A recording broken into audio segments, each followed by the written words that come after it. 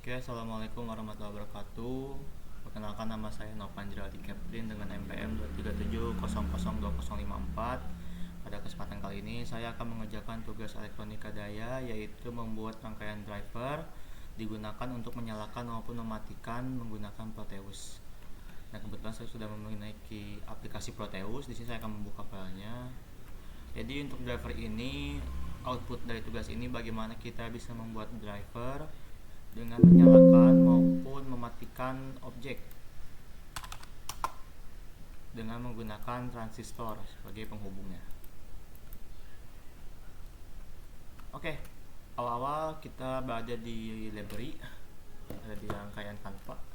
Di sini kita akan membuat gambarnya dulu, apa saja yang dibutuhkan.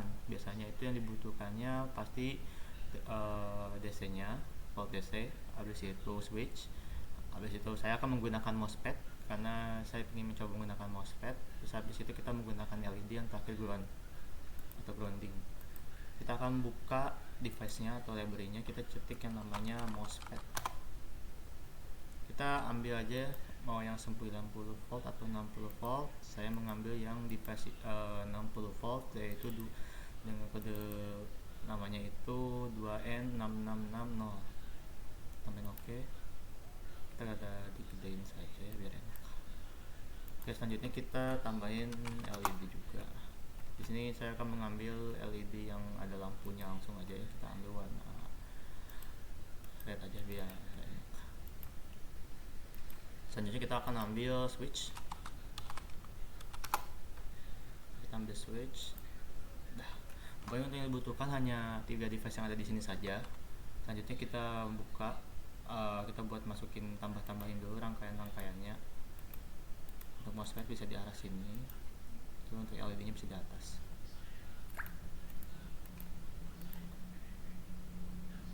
Nah, di sini, ini sudah terbentuk ya yang kita dibutuhkan. Selanjutnya kita butuh arus.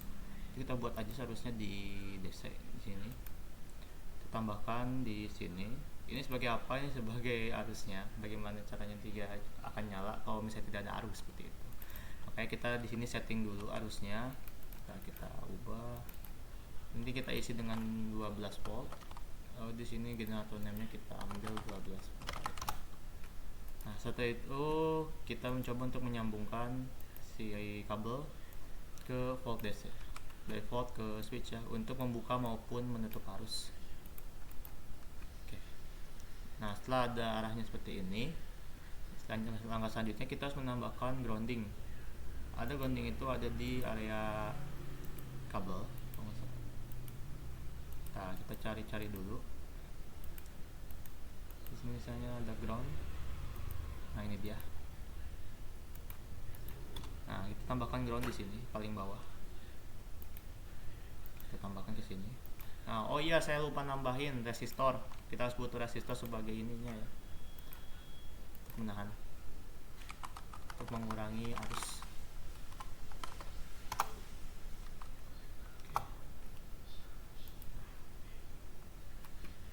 Nah, terus selanjutnya kita buat kabelnya ke poin nomor 2.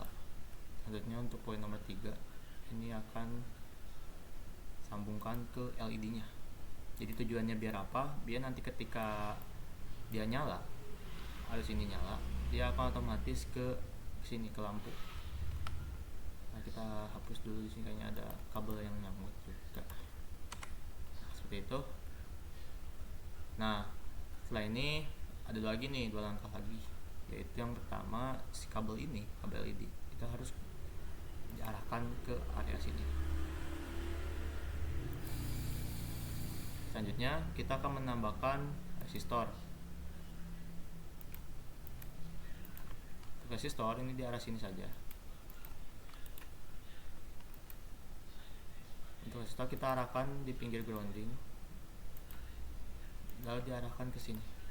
Nah, seperti ini rangkaian kurang lebih. Kita akan coba buat simulasikan.